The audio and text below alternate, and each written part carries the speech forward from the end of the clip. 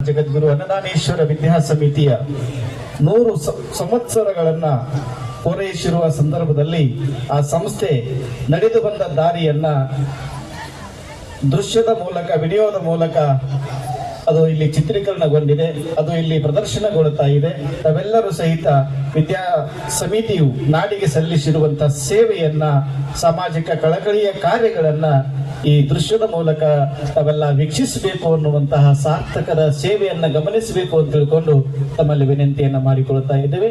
ವೇದಿಕೆ ಹಿಂಭಾಗದಲ್ಲಿ ಅದು ಪ್ರದರ್ಶನಗೊಳ್ತಾ ಇದೆ. ತಾವೆಲ್ಲರೂ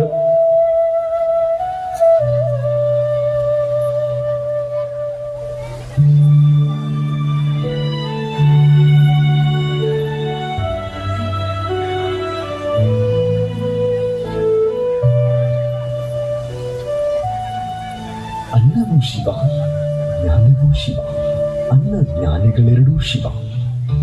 ಅನ್ನ ಜ್ಞಾನಗಳ ದಾನಿ ತಾ ಶಿವ.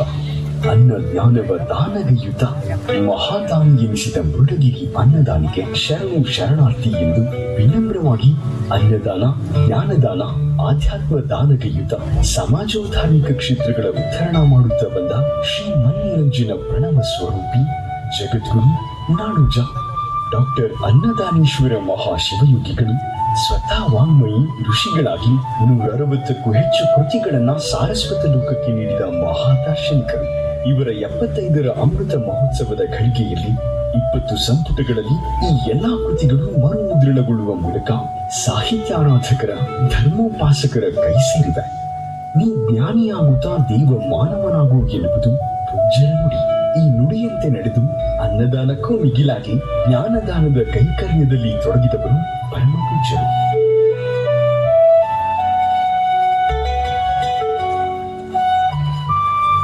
ಕನ್ನಡ ನಾಡಿನಲ್ಲಿ ವೀರಶೈವ ಲಿಂಗಾಯತ ಮಠಗಳಲ್ಲಿ ಶಿಕ್ಷಣದ ಮಹೋನ್ನತ ಪರಂಪರೆ ಇದೆ. ಮೊದಲಿಗಿದ್ದ ಗುರುಕುಲಗಳು ಎಲ್ಲರಿಗೂ ಶಿಕ್ಷಣ ನೀಡಲು ಮುಕ್ತವಾಗಿರಲಿಲ್ಲವಾದ ಕಾರಣ ಜಾತಿ ಮತ ಭೇದಗಳಿಂದ ಮುಕ್ತವಾಗಿ ಪ್ರಜಾಪ್ರಭುತ್ವದ ನೆಲೆಯಲ್ಲಿ ಶಿಕ್ಷಣದ ವ್ಯವಸ್ಥೆಯನ್ನ ಕಟ್ಟಿ ಬೆಳೆಸಿದ ಕೀರ್ತಿ ಶ್ರೀಮಠಗಳಿಗೆ ಸಲ್ಲುತ್ತದೆ. ಇಂಥ ಕೀರ್ತಿವಂತ ಮಠವಾಗಿ ಬರಗಾಲದ ಬವಣೆಯಲ್ಲಿ ಮುಳುಗಿದ್ದ, ಅಕ್ಷರದಿಂದ ವಂಚಿತರಾಗಿದ್ದ ಈ ನಾಡಿನಲ್ಲಿ ಶಾಲಾ ಕಾಲೇಜುಗಳನ್ನ ಸ್ಥಾಪಿಸಿ ಜ್ಞಾನದ ಬೆಳಕು ಪಸರಿಸುವಂತೆ ಮಾಡಿದ ಕೀರ್ತಿ ಮುಂಡರಗಿಯ ಶ್ರೀ ಅನ್ನದಾನೇಶ್ವರ ಮಠದ ಪೀಠಾಧಿಪತಿಗಳಿಗೆ ಹಾಗೂ ಶಿಕ್ಷಣ ದಾಸೋಹಕ್ಕೆ ದಾನ ನೀಡಿ ಶೈಕ್ಷಣಿಕ ಕ್ರಾಂತಿಗೆ ಕಾರಣೀಭೂತರಾಗಿರೋ ಈ ಭಾಗದ ಭಕ್ತಗಣಕ್ಕೆ ಸಲ್ಲುತ್ತದೆ. ಶ್ರೀಮಠದ 8ನೇ ಪೀಠಾಧಿಪತಿಗಳಾಗಿದ್ದ ಸ್ವರಟೂರು ಅಜ್ಜನವರು ಹಾನಗಲ್ಲ ಶ್ರೀ ಗುರುಕುಮಾರೇಶ್ವರ ಮಹಾಸ್ವಾಮಿಗಳ ಪ್ರೇರಣೆಯಿಂದ 1912ರಲ್ಲಿ ಮಠದಲ್ಲಿ ಸಂಸ್ಕೃತ ಪಾಠಶಾಲೆಯನ್ನ ಹಾಗೂ ಶ್ರೀಮಠದಲ್ಲಿ ಪ್ರಸಾದ ನಿಲಯವನ್ನ ಆರಂಭಿಸುತ್ತಾರೆ. ನಂತರ ಬಂದ 9ನೇ ಪೀಠಾಧಿಪತಿಗಳಾದ ವೆಂಕಟಾಪುರ ಅಜ್ಜನವರ ಕೃಪಾಶೀರ್ವಾದದಿಂದ 1924ರಲ್ಲಿ ಶ್ರೀ ವೀರಭದ್ರಪ್ಪನವರು ಕೊಪ್ಪಳ ಇವರ ನೇತೃತ್ವದಲ್ಲಿ ನ್ಯೂ ಇಂಗ್ಲಿಷ್ ಶಾಲೆ ಆರಂಭವಾಗುತ್ತದೆ. ನಂತರ ಪ್ರೌಢ ಶಿಕ್ಷಣದ ಕೊರತೆಯನ್ನು ಮನಗಂಡು ಪ್ರೌಢಶಾಲೆಯನ್ನ ಆರಂಭಿಸುತ್ತಾರೆ. ಇಲ್ಲೂರ ವಾಸಪ್ಪನವರು ಪ್ರೌಢಶಾಲೆಗೆ ಸ್ವಂತ ಕಟ್ಟಡ ನಿರ್ಮಿಸಲು ನೀಡಿದ 1.5 ಎಕರೆ ನಿವೇಶನದಲ್ಲಿ 1949 ಫೆಬ್ರವರಿ 9ರಂದು ಮಾಜಿ ಮುಖ್ಯಮಂತ್ರಿಗಳಾಗಿದ್ದ ಎಸ್ ನಿಜಲಿಂಗಪ್ಪನವರು ಅನ್ನದಾನೇಶ್ವರ ಹೈಸ್ಕೂಲ್ ಕಟ್ಟಡಕ್ಕೆ ಅಡಿಗಲ್ಲು ಹಾಕುತ್ತಾರೆ. ಶ್ರೀಮಠದಿಂದ ಪೂಜ್ಯರು 25,000 ರೂಪಾಯಿಯನ್ನ ನೀಡಿ ಮೃಡಗಿರಿ ಶಿಕ್ಷಣ ಸಮಿತಿಯ ಪ್ರೇರಕ ಶಕ್ತಿಯಾಗಿ ನಿಂತು 9 ವರ್ಷಗಳ ಸತತ ಪರಿಶ್ರಮದಿಂದ ನಿರ್ಮಾಣಗೊಂಡ ಕಟ್ಟಡವು 1958ರ ಆಗಸ್ಟ್ 7ರಂದು ಮೈಸೂರು ರಾಜ್ಯದ ಅಂದಿನ ರಾಜ್ಯಪಾಲರಾಗಿದ್ದ ಶ್ರೀ ಜಯಚಾಮರಾಜ ಒಡೆಯರ್ ಇವರಿಂದ ಶಾಲೆಯನ್ನ ಉದ್ಘಾಟಿಸಲಾಗುತ್ತದೆ. ಪ್ರೌಢಶಾಲೆಯಲ್ಲಿ ಓದುವ ಮಕ್ಕಳಿಗೂ ಪ್ರಸಾದ ನಿಲಯದ ಅವಶ್ಯಕತೆ ಕಂಡುಬಂದ ಕಾರಣ ಮಠದಲ್ಲಿದ್ದ ಪ್ರಸಾದ ನಿಲಯ ಕೇಂದ್ರಿಸಿ ಕೊಪ್ಪಳ ರಸ್ತೆಯಲ್ಲಿ ಪ್ರೌಢಶಾಲಾ ವಿದ್ಯಾರ್ಥಿಗಳಿಗೆ ಪ್ರತ್ಯೇಕ ಪ್ರಸಾದ ನಿಲಯ ಆರಂಭಿಸಲಾಗುತ್ತದೆ. ವೆಂಕಟಾಪುರ ಪೂಜ್ಯರು ಲಿಂಗೈಕ್ಯರಾದ ನಂತರ ಶ್ರೀಮಠದ 10ಮ ಪೀಠಾಧ್ಯಕ್ಷರಾಗಿ ಬಂದ ಜಗದ್ಗುರು ಅನ್ನದಾನೇಶ್ವರ ಮಹಾಶಿವಯೋಗಿಗಳು ವಿದ್ಯಾಸಂಸ್ಥೆಯನ್ನ ಯಶಸ್ವಿಯಾಗಿ ಮುನ್ನಡೆಸುತ್ತಾ ಉನ್ನತವಾಗಿ ಬೆಳೆಸುತ್ತಾರೆ. ಬಾಲಕಿಯರಿಗಾಗಿ ಪ್ರತ್ಯೇಕ ಪ್ರೌಢಶಾಲೆಯನ್ನ ತೆರೆಯುವ ಮೂಲಕ ಬಾಲಕಿಯರ ಶಿಕ್ಷಣಕ್ಕೆ ಮಹತ್ವ ನೀಡುತ್ತಾರೆ. ಈ ಹಿನ್ನೆಲೆಯಲ್ಲಿ 1969ರಲ್ಲಿ ಡಂಬಳ ಮಹಾಬಳೇಶಪ್ಪನವರ ಕೊಡುಗೆಯಿಂದ ಎಂಎಸ್ ಡಂಬಳ ಬಾಲಕಿಯರ ಪ್ರೌಢಶಾಲೆ ಆರಂಭವಾಗುತ್ತದೆ. ಧರ್ಮದ ನೆಲೆಯಾದ ಶ್ರೀಮಠದ ಬೆಳವಣಿಗೆಗಿಂತ ಜ್ಞಾನ ದಾಸೋಹದ ಶಿಕ್ಷಣ ಸಂಸ್ಥೆಗಳು ಬೆಳೆಯಬೇಕು ಎಂಬ ಹಂಬಲದೊಂದಿಗೆ ಪೂಜ್ಯರು ಶಿಕ್ಷಣಕ್ಕೆ ಹೆಚ್ಚು ಒತ್ತು ನೀಡಿ ಗ್ರಾಮೀಣ ಭಾಗದ ಶಿಕ್ಷಣ ವಂಚಿತ ಬಡ ಮಕ್ಕಳ ಶಿಕ್ಷಣಕ್ಕೆ ಹೆಚ್ಚಿನ ಪ್ರಾಶಸ್ತ್ಯ ನೀಡುತ್ತಾರೆ. ಇವರ ಈ ಧೋರಣೆಯಿಂದಾಗಿಯೇ ಜಗದ್ಗುರು ಅನ್ನದಾನೀಶ್ವರ ವಿದ್ಯಾಸಂಸ್ಥೆಯಿಂದ ಮುಂಡರಗಿ ಹಾಗೂ ಮುಂಡರಗಿಯಿಂದಾಚೆ ಹಲವು ಶಾಲಾ ಕಾಲೇಜುಗಳನ್ನು ತೆರೆಯಲಾಗುತ್ತದೆ. 1970-71ರಲ್ಲಿ ಜಗದ್ಗುರು ಅನ್ನದಾನೀಶ್ವರ ಪದವಿ ಪೂರ್ವ ಕಾಲೇಜು ಸ್ಥಾಪನೆಯಾಗುವ ಮೂಲಕ ಉಳ್ಳವರು ಮಾತ್ರ ಓದಬಹುದಾಗಿದ್ದ ಕಾಲೇಜು ಶಿಕ್ಷಣ ಮುಂಡರಗಿಯಲ್ಲಿ ಸಿಗುವಂತಾಗುತ್ತದೆ. ಮುಂದೆ 10 ವರ್ಷಗಳ ನಂತರ ಅಂದಾನಪ್ಪ ಬೆಲ್ಲದವರ ನೆರವಿನಿಂದ 1980-81ರಲ್ಲಿ ಕಲ್ಲಪ್ಪ ರಾಚಪ್ಪ ಬೆಲ್ಲದ ಮಹಾವಿದ್ಯಾಲಯ ಆರಂಭಿಸುವ ಮೂಲಕ ಮುಂಡರಗಿ ಭಾಗದಲ್ಲಿ ಶಿಕ್ಷಣದಲ್ಲಿ ನವ ಮನ್ವಂತರ ಶುರುವಾಗುತ್ತದೆ. ನಂತರ ಕೇವಲ ಮುಂಡರಗಿ ಮಾತ್ರವಲ್ಲದೆ ಮುಂಡರಗಿಯಿಂದ ಹೊರಗೆ ಗ್ರಾಮೀಣ ಪ್ರದೇಶದಲ್ಲಿ ಭಕ್ತ ಸಮೂಹದ ಇಚ್ಛಾಶಕ್ತಿಯ ಮೇರೆಗೆ ಶಾಲಾ ಕಾಲೇಜುಗಳನ್ನು ತೆರೆಯುತ್ತಾ ಮುಂಡರಗಿ, ಹಿರೇಮಡ್ಡಟ್ಟಿ, ಬನ್ನಿಕೊಪ್ಪ, ಗೊಂಡಬಾಳ, ನರಸಾಪುರ, ವೆಂಕಟಾಪುರ, ತಡಹಾಳ, ಬೊಮ್ಮನಹಳ್ಳಿ, ದಾಂಡೇಲಿ, ಶಿಶುವಿನಹಳ್ಳಿ ಮತ್ತು ಬೆಳ್ಳಟ್ಟಿ ಹೀಗೆ ನಾಡಿನ ಹಲವೆಡೆ ಶಾಲಾ ಕಾಲೇಜುಗಳು ತಲೆ ಎತ್ತುವ ಮೂಲಕ ಆ ಭಾಗದ ಜನತೆಗೆ ಸ್ವಾಭಿಮಾನದ ಬದುಕು ಕಟ್ಟಿಕೊಳ್ಳುವ ಶಿಕ್ಷಣ ನೀಡುವ ಕಾರ್ಯ ಮಾಡುತ್ತಾರೆ. ಈ ಮೂಲಕ ಜಗದ್ಗುರು ಅನ್ನದಾನೀಶ್ವರ ವಿದ್ಯಾಸಂಸ್ಥೆ ಪೂಜ್ಯರ ಕರ್ತೃತ್ವ ಶಕ್ತಿ ಹಾಗೂ ಜ್ಞಾನದ ಬೆಳಕಿನಿಂದ ಈ ನೆಲದಲ್ಲಿ LKGಯಿಂದ PGವರೆಗೆ ಪಾಲಿಟೆಕ್ನಿಕ್ ಕಾಲೇಜುಗಳ ಶಿಕ್ಷಣವೂ ದೊರೆಯುವಂತಾಗುತ್ತದೆ.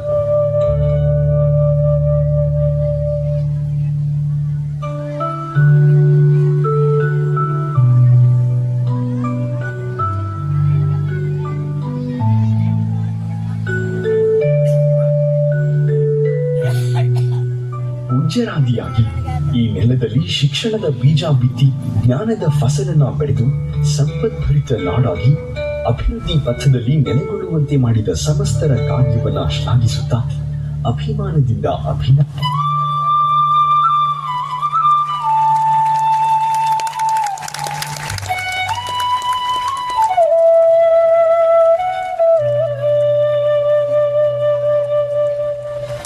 ಇಂತಹ ಅಪೂರ್ವ ಸಾಧನೆಗೈದಿರುವಂತಹ ಶಿಕ್ಷಣ ಸಂಸ್ಥೆಯ ಕುರಿತು ನಾವೆಲ್ಲ ಹೆಮ್ಮೆ ಪಡಬೇಕು, ಖುಷಿ ಪಡಬೇಕು. ಮನದುಂಬಿ ನಾವೆಲ್ಲ ಇನ್ನೂ 100 ವರ್ಷಗಳ ಕಾಲ ನಾಡಿಗೆ ಶೈಕ್ಷಣಿಕ ಸೇವೆ ಸಲ್ಲಿಸಬೇಕು ಅನ್ನುವಂತಹ ಒಂದು ಹದುರ ಹಾರೈಕೆಯನ್ನು ನಾವೆಲ್ಲ ಈ ವೇದಿಕೆ ಮೂಲಕ ಮಾಡೋಣ. ಇನ್ನೊಮ್ಮೆ ಜೋರಾದ ಚಪ್ಪಾಳೆಯನ್ನು ತಟ್ಟುವುದರ ಮೂಲಕ ಶಿಕ್ಷಣ ಸಂಸ್ಥೆಗೆ ನಾವೆಲ್ಲ ಅಭಿನಂದಿಸೋಣ. ಈ ಕಾರ್ಯಕ್ರಮದಲ್ಲಿ ಉಪಸ್ಥಿತರಿರುವ ನಮ್ಮ ವಿದ್ಯಾಸಮಿತಿಯ ಆಡಳಿತಾಧಿಕಾರಿಗಳಾಗಿರ್ತಕ್ಕಂಥ ಡಾಕ್ಟರ್ PJ ಜವಳಿ ಅವರು ಪ್ರಾಸ್ತಾವಿಕ ನುಡಿಗಳನ್ನು ಆಡಬೇಕು ಅಂತ ಅವರಲ್ಲಿ ವಿನಂತಿ ಮಾಡಿಕೊಳ್ಳುತ್ತೇನೆ.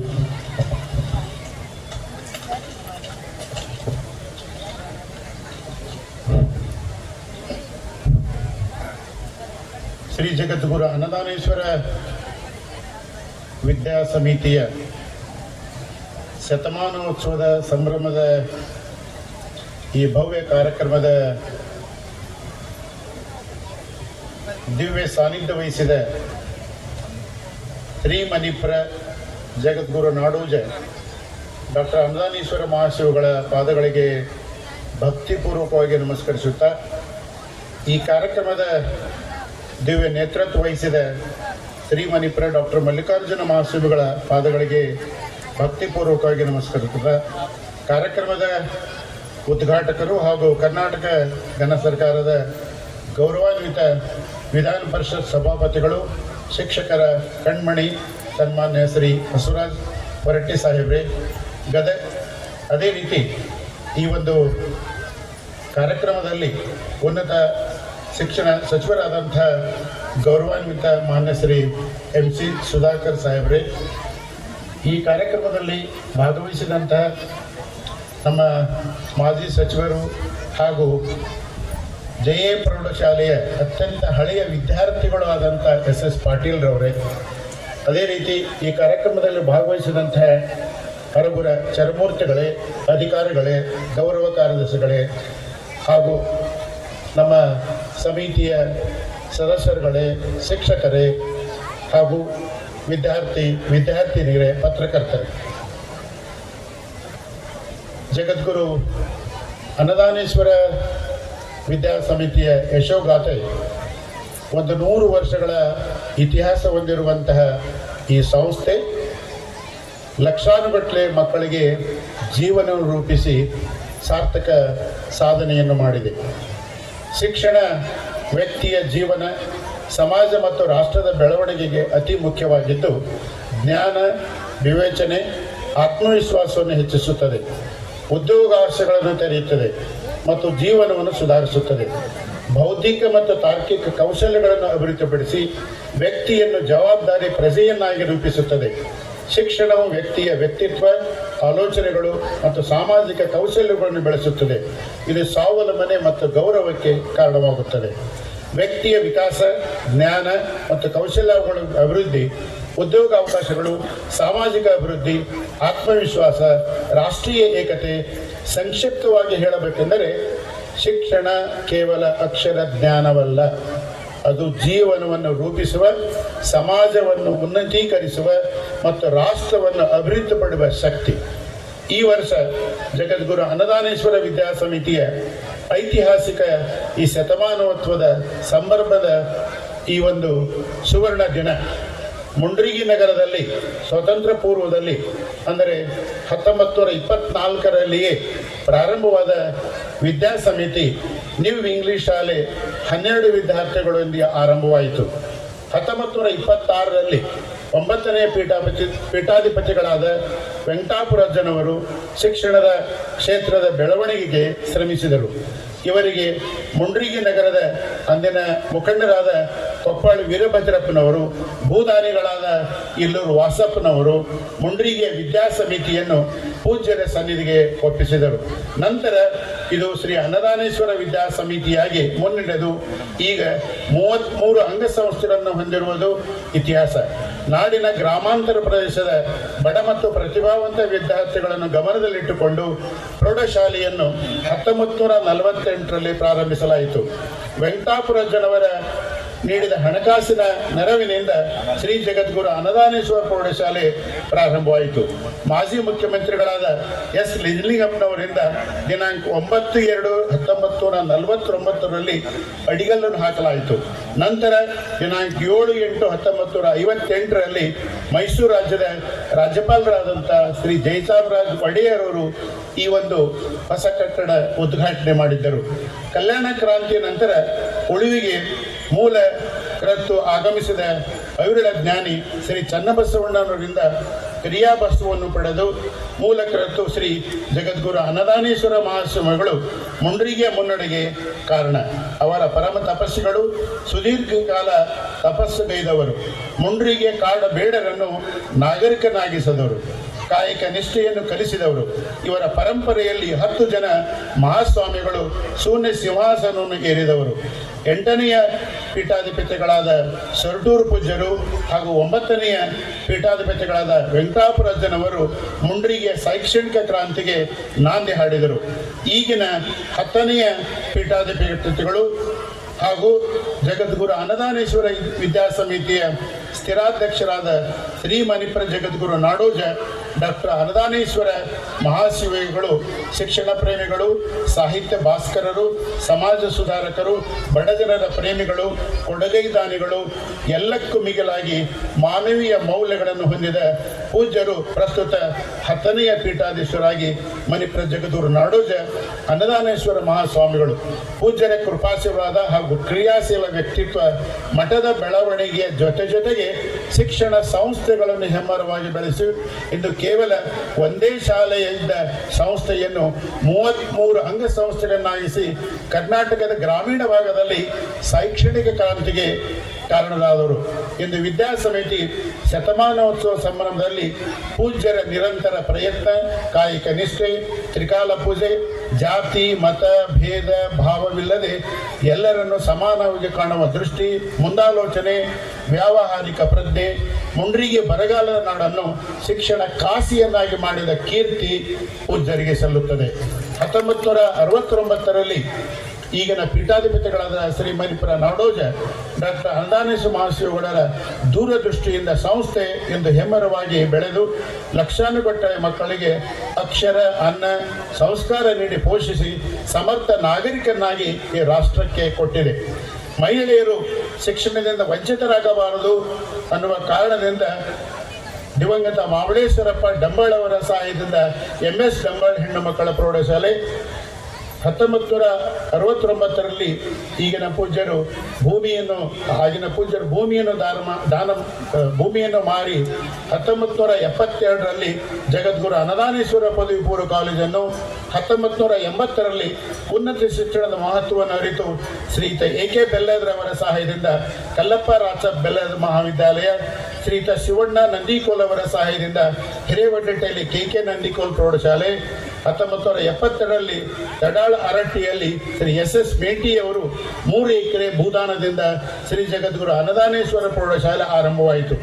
ಅದೇ ವರ್ಷ ಶಿರಟ್ಟಿ ತಾಲೂಕಿನ ಬನ್ನಿಕೊಪ್ಪದಲ್ಲಿ ಜಗದ್ಗುರು ಅನ್ನದಾನೇಶ್ವರ ಪ್ರೌಢಶಾಲೆ, ನಂತರ 1993-94ರಲ್ಲಿ ಜಗದ್ಗುರು ಅನ್ನದಾನೇಶ್ವರ ಸಂಯುಕ್ತ ಪದವಿ ಪೂರ್ವ ಕಾಲೇಜು ಆರಂಭವಾಯಿತು. 1983ರಲ್ಲಿ ಕೊಪ್ಪಳ ಜಿಲ್ಲೆಯ ಗೊಂಡವಾಳದಲ್ಲಿ ಭಕ್ತರ ಆಗ್ರಹದ ಮೇರೆಗೆ ಶ್ರೀ ಜಯ ಪ್ರೌಢಶಾಲೆ, 1985ರಲ್ಲಿ ಗದಗ ಜಿಲ್ಲೆ ನರಸಾಪುರದಲ್ಲಿ ಶ್ರೀ ನಾಗನಗೌಡರು ಸಣ್ಣಗೌಡ ಅವರ ಭೂದಾನದಿಂದ ಜಗದ್ಗುರು ಅನ್ನದಾನೇಶ್ವರ ಸಮಿತಿಯ ಪ್ರೌಢಶಾಲೆ, ನಂತರ ಪದವಿ ಪೂರ್ವ ಕಾಲೇಜು ಪ್ರಾರಂಭವಾಯಿತು. 1994ರಲ್ಲಿ ವೆಂಕಟಾಪುರ ಭಕ್ತರ ಆಶಯದ ಮೇರೆಗೆ ಶ್ರೀ ಬಸವೇಶ್ವರ ಪ್ರೌಢಶಾಲೆ ಆರಂಭವಾಯಿತು. 1989ರಲ್ಲಿ ವಿಜಾಪುರ ಜಿಲ್ಲೆಯ ಬೊಮ್ಮನಹಳ್ಳಿಯಲ್ಲಿ ಶರಣೆ ಬಸವಾಂಬೆ ವಿ ರಾಜಗುರು ಪ್ರೌಢಶಾಲೆ ಊರಿನ ಹಿರಿಯರ ಸಹಾಯದಿಂದ ಆರಂಭವಾಯಿತು. 1988-89ರಲ್ಲಿ ಜಗದ್ಗುರು ಅನ್ನದಾನೇಶ್ವರ ವಿದ್ಯಾಸಮಿತಿಯ ಉಳ್ವಿ ಚನ್ನಬಸವೇಶ್ವರ ಪಾಲಿಟೆಕ್ನಿಕ್ ಕಾಲೇಜು ದಾಂಡೇಲಿಯಲ್ಲಿ ಆರಂಭವಾಯಿತು. 1980ರಲ್ಲಿ ಜಗದ್ಗುರು ಅನ್ನದಾನೇಶ್ವರ ಆಂಗ್ಲ ಮಾಧ್ಯಮ ಶಾಲೆ, ಹೀಗೆ ಶಿಶುನಹಳ್ಳಿಯಲ್ಲಿ ಪ್ರಾಥಮಿಕ ಶಾಲೆ, ಮಹಿಳಾ ಪದವಿ ಕಾಲೇಜು, ಜಗದ್ಗುರು ಅನ್ನದಾನೇಶ್ವರ PG ಸೆಂಟರ್, ಹೀಗೆ ಹೆಮ್ಮರವಾಗಿ ಈ ಸಂಸ್ಥೆ ಬೆಳೆದು ನಿಂತಿದೆ. ಸಂಸ್ಥೆಯ ಒಂದು ವಿಶೇಷತೆ ಏನು ಅಂದರೆ ಗ್ರಾಮೀಣ ಭಾಗದ ಬಡ ಮಕ್ಕಳು ಶಿಕ್ಷಣದಿಂದ ವಂಚಿತರಾಗಬಾರದು ಅನ್ನುವಂಥ ಪೂಜ್ಯರ ಕಾಳಜಿಯಿಂದ ಗ್ರಾಮೀಣ ಭಾಗದಲ್ಲಿ ಅತಿ ಕಡಿಮೆ ಶುಲ್ಕದೊಂದಿಗೆ ಗುಣಮಟ್ಟದ ಮೌಲ್ಯಯುತ ಶಿಕ್ಷಣವನ್ನು ಕೊಡುವಂಥ ಸಂಸ್ಥೆ ಅಂದರೆ ಜಗದ್ಗುರು ಅನ್ನದಾನೇಶ್ವರ ವಿದ್ಯಾ ಸಂಸ್ಥೆ. ತಮಗೆಲ್ಲ ಗೊತ್ತಿರೋ ಹಾಗೆ ಈ ಒಂದು ಶತಮಾನೋತ್ಸವದ ಸಂದರ್ಭದಲ್ಲಿ ಪೂಜ್ಯರ ಒಂದು ಕನಸಿತ್ತು. ಅದು ಏನು ಅಂತಂದರೆ ಗ್ರಾಮೀಣ ಭಾಗದಲ್ಲಿರುವಂತಹ ನಮ್ಮ ವಿದ್ಯಾರ್ಥಿಗಳಿಗೆ ಸುಸಜ್ಜಿತವಾದಂತಹ ಒಂದು ಕಟ್ಟಡ ಬೇಕು ಅಂಥೇಳಿ, ಆ ಕಾರಣಕ್ಕೆ ಸುಮಾರು 6 ಕೋಟಿ ಮೊತ್ತದಲ್ಲಿ ಜಗದ್ಗುರು ಅನ್ನದಾನೇಶ್ವರ ಪದವಿ ಪೂರ್ವ ಕಾಲೇಜು, ವಿಜ್ಞಾನ ಪದವಿ ಪೂರ್ವ ಕಾಲೇಜು ಆರಂಭವಾಯಿತು. ನಮಗೆ ಗೊತ್ತಿರೋ ಹಾಗೆ ಈ ಕಾರ್ಯಕ್ರಮದ ಯಶಸ್ಸು ಅಂತಂದರೆ ಜಗದ್ಗುರು ಅನ್ನದಾನೇಶ್ವರ ಸಂಸ್ಥಾನ ಮಟ್ಟದ ಉತ್ತರಾಧಿಕಾರಿಗಳು ಹಾಗೂ ಕ್ರಿಯಾಶೀಲರಾದಂಥ ಶ್ರೀ ಮಣಿಪುರ ಡಾಕ್ಟರ್ ಮಲ್ಲಿಕಾರ್ಜುನ ಮಹಾಸ್ವಾಮಿಗಳು. ಕಾರಣ ಏನು ಅಂತಂದರೆ ಅವರ ಒಂದು ಸಂಘಟನಾ ಶಕ್ತಿಯೇ ಈ ಕಾರ್ಯಕ್ರಮದ ಬೆಳವಣಿಗೆಗೆ, ಅಭಿವೃದ್ಧಿಗೆ ಕಾರಣ ಅಂತ ಅತ್ಯಂತ ಹೆಮ್ಮೆಯಿಂದ ಹೇಳ್ತಾ ಇದ್ದೇನೆ. ಈ ಒಂದು ಕಾರ್ಯಕ್ರಮದಲ್ಲಿ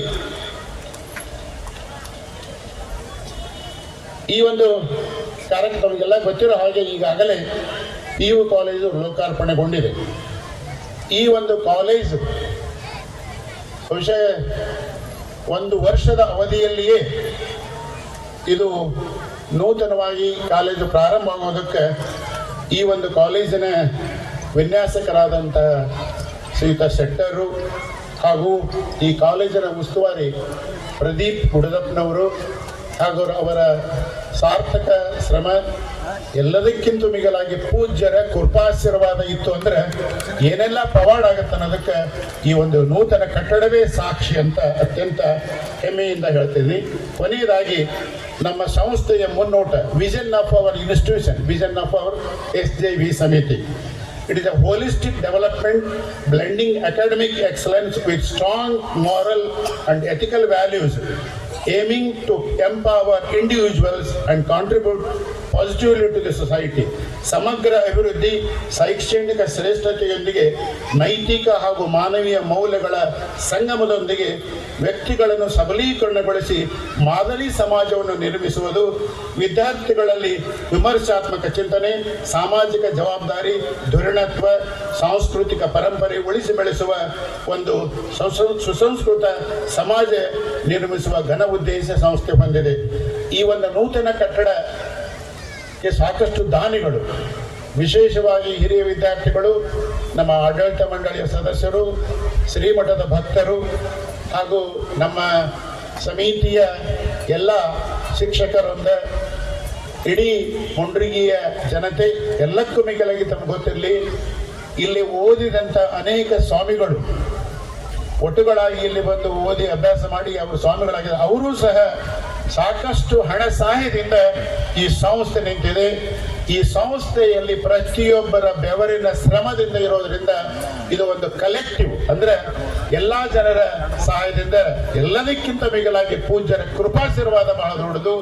ಅವರ ಏನಾದರೂ ಇಚ್ಛೆ ಮಾಡಿದರೆ ಅದು ಖಂಡಿತ ಆಗತ್ತೆ ಅನ್ನೋದಕ್ಕೆ ಈ ಒಂದು ನೂತನ ಕಟ್ಟಡವೇ ಸಾಕ್ಷಿ. ಅದರ ಜೊತೆಗೆ ನಮಗೆ ಗೊತ್ತಿರಲಿ, ಇನ್ನು ನಾವು ಬೆಲ್ಲದ ಮಹಾವಿದ್ಯಾಲಯದ ಒಂದು ಕಾಲೇಜ್ ಸ್ಥಾಪನೆ ಮಾಡೋದಕ್ಕೆ ಭೂಮಿ ಪೂಜೆ ಮಾಡಿದ್ದೇವೆ. ನಮಗೆ ಗೊತ್ತಿರಲಿ, ಮೊಟ್ಟ ಮೊದಲನೇದಾಗಿ ಬೆಲ್ಲದ ಮಹಾವಿದ್ಯಾಲಯ ಈ ನೂತನ ಕಟ್ಟಡಕ್ಕೆ ಆ ಬೆಲ್ಲದ ಮಹಾವಿದ್ಯಾಲಯ ಚೇರ್ಮನ್ ಆದಂಥ RL ಪೊಲೀಸ್ ಪಾಟೀಲ್ 1 ಲಕ್ಷ ರೂಪಾಯಿ ಕೊಡೋದಕ್ಕೆ ಈಗಾಗಲೇ ಹೇಳಿದ್ದಾರೆ. ಅಂದ್ರೆ ಇದು ಸಹ ಕಾಲಮಿತಿಯಲ್ಲಿ ಒಂದೇ ವರ್ಷದಲ್ಲಿ ಮುಂದೆ ನಾವು ಈ ಒಂದು ಬೆಲ್ಲದ ಮಹಾವಿದ್ಯಾಲಯ ಉದ್ಘಾಟನೆ ಎಲ್ಲರನ್ನೂ ನಾವು ಆಹ್ವಾನಿಸ್ತಾ ಅಂತ ಹೇಳ್ತಾ ನಾನು 2 ಮಾತು ಮುಗಿಸ್ತೇನೆ. ನಮಸ್ಕಾರ.